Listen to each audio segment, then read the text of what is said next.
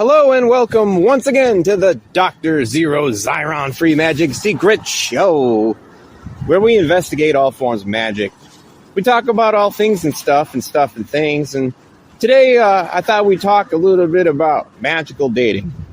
Now, some time ago, I had produced a couple videos, one called Dating Supervillains, another called Dumping Supervillains. And it was all about the trials and tribulations and such things for magical supervillains in and of themselves, and how that would relate to them and whatnot. But not everybody calls themselves a supervillain. Not everybody thinks of themselves that way. They don't want to play that game necessarily. It doesn't mean that they're left out of the great magical picture. Now, they could do a little well for themselves if they pulled up the bootstraps and got to work on the supervillainy, but that's okay. They don't have to. But so we're going to talk about general magical dating, and this is better than Dan Savage relationship advice, by the way. This should be like a newspaper column somewhere, because Doc here used to be a newspaper columnist once upon a time. But, so, this information is coming from a dude who's, I'm equally as much of a witch as I am a magician of sorts. And, my approach, you could say, I like to call it cosmic witchcraft. I did a video on it, and, apparently there's been other people using that term. But, their interpretation of it is a little bit more heavy on planetary magic and astrology and such. And I'm not so interested in all that stuff. That's all just, like, astrology is interesting to a degree because while it is true that, the different bodies of light and the way that light reflects and the way that it reaches us from the sun, there are certain, strings getting pulled there. Of course, we can't really measure it. It's more like a guessing game, but it's odd that, when planets are aligned in certain ways, certain things keep unfolding over and over. So maybe there's some truth to astrology. Maybe they're kind of getting something there. But, that's the thing that sets me apart from when you call it cosmic witchcraft. My whole thing is, witchcraft is nature religion. You want to go as deep into the natural world as possible and have complete gnosis with the Mother Earth, or however you want to say it. And I feel like the entire universe is that to me. Like that impulse to go deep into nature has expanded to the very boundaries of the universe. And, that puts me in a little bit more of a magician category because I think about high magic a lot. I learn a lot of these Kabbalah lessons and shit. And I'm kind of like a non-Abrahamic, anarchic monotheist, you could say, as far as architect and then creation. But I think you should be your own God within the creation. I feel like if you are created in the image of the creator, theoretically, at least all the makings of, or at least you're a product of, what else would there be but to imitate what created you? And you are your own God inside the creation. And, so sorry if that was a tangent there. I just wanted to, clear the room a little bit, clear the air, and be like really direct on, where I'm coming from. And, giving magical dating advice. Now, these days, Doc here is more of a celibate asexual type. That's out of free will. It just kind of everything led up to that. I wasn't always that way. Now, don't get me wrong. I have it's not like I'm Casanova, but hey, I've been around and I've had my relationships and shit. So I got a little bit to offer as far as magical dating is concerned. So bear with me here. Now, first things first, if you attempt to get into a relationship with someone who doesn't practice magic and you're deep into it, it's just not going to work, okay? And you can beat around the bush as much as you want. You could drag your relationship out to being years long, but eventually there's going to come a day where it just ends. And it's important to really, without question, nip stuff in the bud before it even starts. And it's hard to sometimes, when you're younger and you're a single person and, you can get play, what have you, or have, some hot nights here or there with people who aren't involved in magic, and maybe it's not a big deal for you. Maybe it's not that thing. But when you actually try to start a relationship with someone, it's not gonna eventually click. And the other thing you have to realize is when you do hook up with someone of a magical tradition or invested in magic, I should say, always remember, of course, that magic is infinite because every single person's personal path is their own, and what works for them might not work for other people, and the techniques they use are differentiated. So, from that standpoint, it's like you have an infinite amount of combinations. And even if some person is like comfortable and sold to saying they're part of a certain tradition or something, and they just stay in the confines of that, they're still gonna, kind of use what works for them and whatnot. So you have to understand like what types of traditions they're involved in, and you got to really ask yourself how comfortable you are on merging these sort of things. And this brings us to like kind of a thing here where you get the witch and the magician. Do the witch and the magician truly gel? And like I said, Dr. Zeero is like a person who kind of encapsulates both. So I think that's the answer. Like if someone's like hard, I'm a witch, I'm not touching any of this magician stuff. If someone's just a ceremonial magician, they say, oh, this witchcraft stuff is lesser than, my high-flying aspirations. Will it ever work out? Can you bridge that divide? Well, you can through cosmic witchcraft. I was just talking about that. And you got to ask, because it comes to this thing, like often, all witches are pagans in that they're ultimately worshiping nature. Now, not all witches are pantheists, though. Many of them are, but there's a lot who just simply don't believe the gods and goddesses are real in any sense. They just literally represent, different forces of nature, or putting a human face on, psychologies or different energies, all kinds of things. Now, you got to ask yourself, is this person think about it like that? Or do they like literally believe that, like, the gods and goddesses are entities that speak to them and stuff?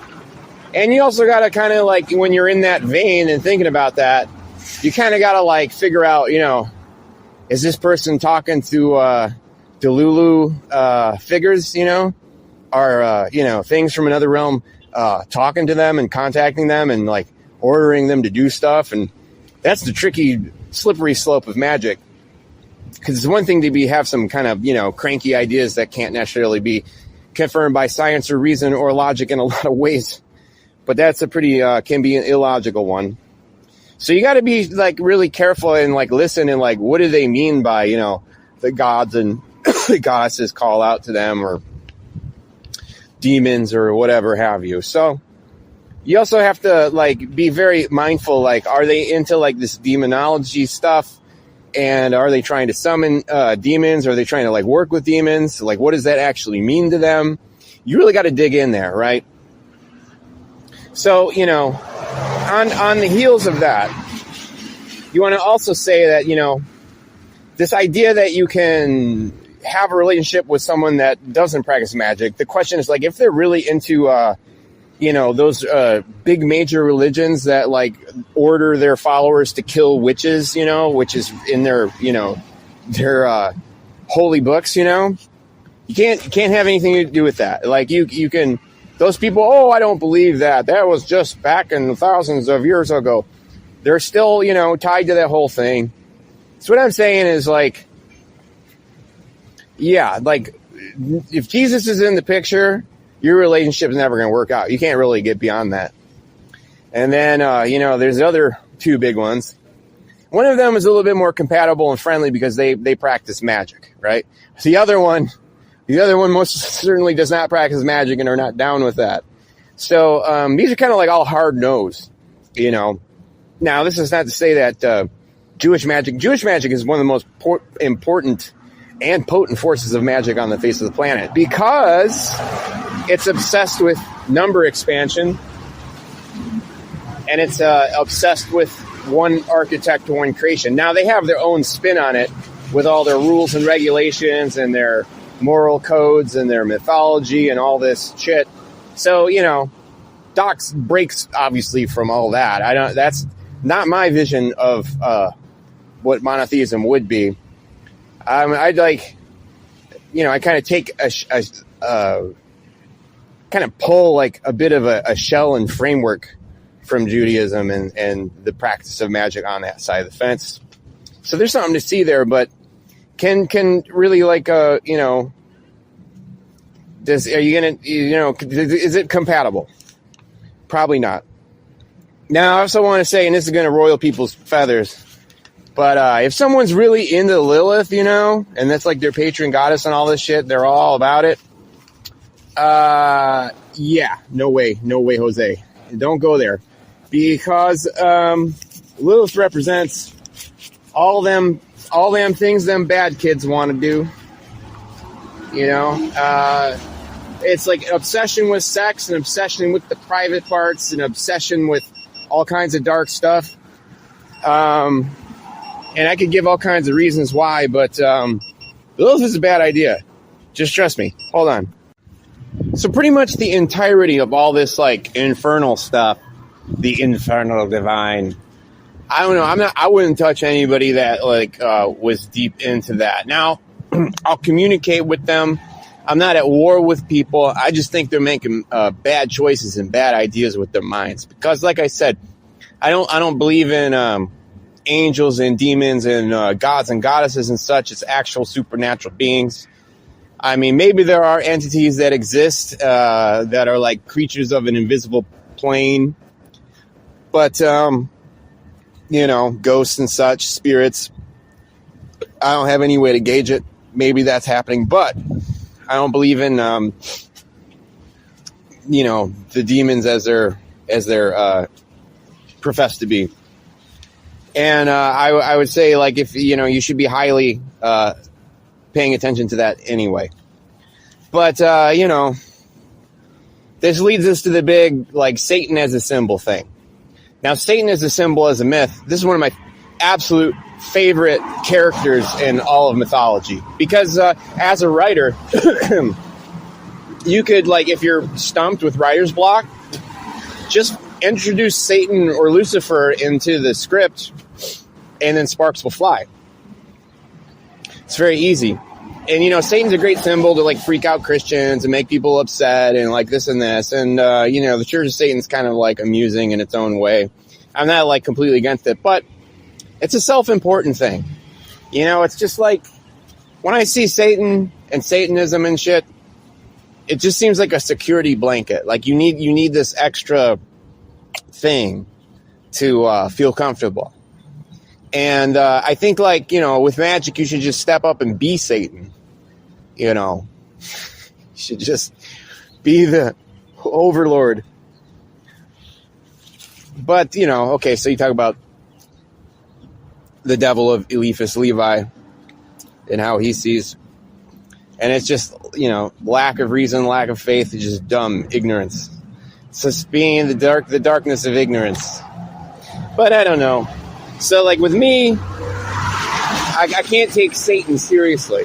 First, Lilith is gross because she's, bouncing and guzzling on all them crotches all the time because she's a slave to her sexual impulses because she's the raw, completely untamed, wackadoo sexual urges in all kinds of dark, horrific ways. And that's just going to get you in trouble, and it's gross. Like I said, it's just kind of gnarly. You devolve to the level of a dumb beast when you throw yourself such ways. Now, I also want to talk about, one thing with magical dating, if they're like a heavy metal guy, 99 times out of 100, they're going to be obsessed with dark occultism and the Qliphoth and like all this shit, which is just a lame fuck around and just runs you around in circles. And eventually you're like, whatever. they got all these goofy ideas. And when you meet like heavy metal occult guy, most of the time they're like half baked, half read, and what they read, they only half understood in the first place. Now, I love heavy metal music, don't get me wrong, but a lot of people's ideas as far as magic is concerned on that side of the fence, it always has to have the dark spin to it. They're never looking at a lot of the most powerful forms of magic. It's always, when I do meet people, they're like, oh, the runes. Like, the runes, they're just, it's like, what, 24 of them that survived, and it's just like playing with sigils, playing around with fixed sigils that mean like a handful of things. And it's like, it's child's play. Child's play. They're obsessed with child's play. And then all this like Viking shit. Like, this Viking shit is just, I don't get, again, I'm not a pantheist or polytheist in like any kind of real sense. Only as like archetypal images that we all share and can connect with and all this. So anyway, I guess don't date Vikings because they don't really stand for anything. This heathen crowd, and I'm sorry to tell you, it's not there. It's like the ultimate point is Valhalla. Woo! We get to just stab and hack each other to pieces for all eternity with this barbarian religion. You know what I mean? They're just savages. And most Vikings were farmers, dude. Most were farmers. They were, interested in that. Which leads me to like another subculture here. The most annoying subculture to date from is like the punk rock crowd. Ooh, the punk rock crowd. And let me tell you why. Because most of them, they like, leave your religion and at the door, bro. You know what I mean? And they don't. So there's so many. They're just going to outright throw witchcraft right in the same scrap pile of so many religions, and they don't differentiate. And you start talking about magic, they think you're talking about religion. And furthermore, the thing is, magic is about manipulation. Now, manipulation doesn't mean bad. It just means you're manipulating things into new forms. And that's with thoughts or with your energies or whatever. It's like manipulating something doesn't mean it's bad. They don't understand. Like, they just think witchcraft is this devious. If you're going to practice magic and be a witch, you're like a devious snake that has to be chased out of their precious underground, and they have to be the scene police against you. And you can't make them understand that they are utilizing magic in and of itself to project the world that they want to see, and all their fucking concerts are rituals, and all the shit they're doing is like a ritualized something to this grand notion, and it is a magical vision that isn't seen as a magical vision because they can't wrap their heads around it. And it's just a lot of oogle idiots.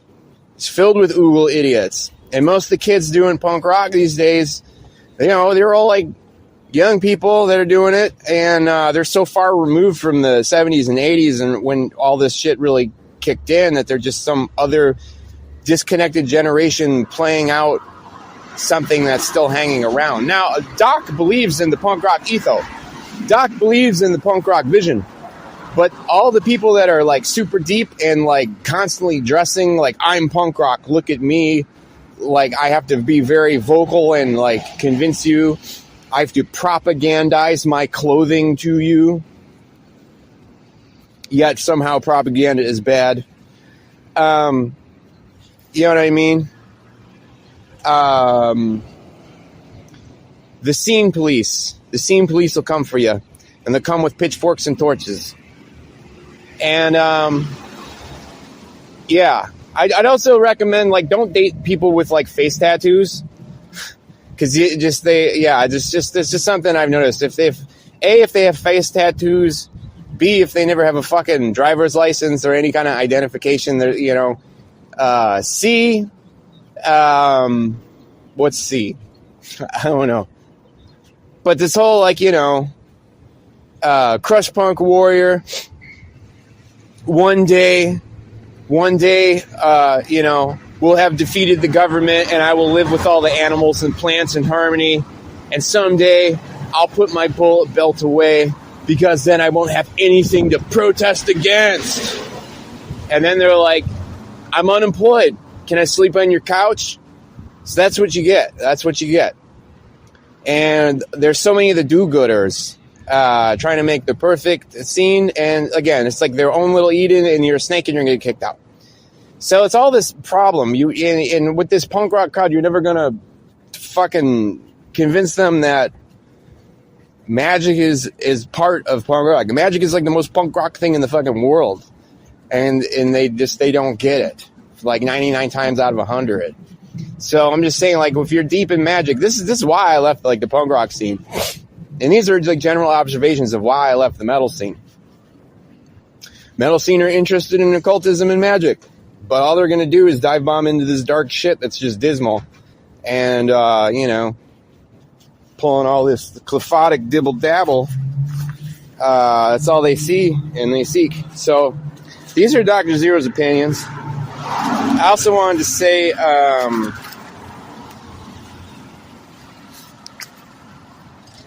maybe it's you want to kind of look at the EDM scene. People who are really into psytrance are really into mind expansion, and a lot of those people who go to like EDM festivals, electronic dance music festivals, if you don't know what I'm saying. Go to rave parties I don't even know if they still call them rave parties, but that's what they were when I was a youngin'. I mean, they're more open. They're more embracing of the magic. But a lot of those people are so zonked out on different droogies, that they are lost. And usually, like, those sort of people, they'll cling to things that are like, oh, I'm into spirituality. You know, they're not going to be into like this hardcore magic shit. Also, never date a cop. That goes without being said. And okay, so if you do date someone who's also like pagan and into the pantheist shit, you really got to be pantheon compatible. So always remember to be pantheon compatible for whatever you're doing there. So I'm gonna pause it for a second and think of some other witty shit to say. Once again, better than Dan Savage relationship advice. Dr. Zero is going to be your hitch. You got it? Anytime you need it, you just hit me up. I know there's like never any, you can't comment on any of my videos. I've always been like that, but there's a way to find me and ask these questions. There's a couple of these videos that have the comments on just to see if you're smart enough to figure that out. So I'm going to pause it and think of some more shit to say. Okay. So the last thing I wanted to add to this is so you meet someone, you think you like them, you think it's going to work out and all this shit. They're into magic too. Everything seems peachy keen. But if you can't get them out of a fucking bar, and you can't get them out of their house, you can't get them to go to nature, they totally resist it. They won't go to the park. They won't go like out to walk around the forest. They are completely disinterested in all this shit. Then you're just dealing with someone who pretty much just like looks the part and doesn't live it. So you have to be like very careful. Like, so that's why a lot of people are red herrings. Like sometimes, people dress goth and dark and go to the goth nightclub and they pay lip service to things. No one pays lip service to fucking witchy shit more than the fucking goth industrial crowd. And many of them maybe they own a pack of tarot cards and mess around with it. Or this or that. But if they're completely like distanced from raw nature and don't care about that and don't want to, and it's like trying to drag a horse to water, just skip on it. And pretty much like anytime anything is like, if you're introducing them to all kinds of shit that you're completely enlightened by and you just can't live without, and it's like dragging a horse to water, and you can't just make them drink, it's time to get out of there. Anytime it's like horse to water analogy, it's just doomed for the most part. So I think that's pretty much everything I wanted to say today. I've already had you for like 20 plus minutes or something. So I hope all this computes, and I hope this magical dating advice gets you a little somewhere in life, and maybe you can avoid some pitfalls. So anyway, that's it for the Dr. Zeero Xiron Free Magic Secret Show. And hit the subscribe button, let people know I exist, post these videos anywhere where, people will see them and you think they're cool. And yada, yada, yada, etc. ad infinitum. As always, hail Arkham. And here's your hot rockin' outro for the day. Have a wonderful spring and hopefully a beautiful, romantic summer. All right, bye-bye. You can talk. Talk? We can sing. Garbage. Garbage. Garbage. Garbage. Sorry. The garbage in the moonlight gives off a lovely smell. Lovely smells. Sipping sewage with my baby in our little roach motel. Please don't tell. Zoom, zoom, zoom, zoom, zoom, zippity zoom, zoom, zoom, zoom, zoom, zoom, zoom, zoom, zoom, zoom, zoom, zoom, zoom,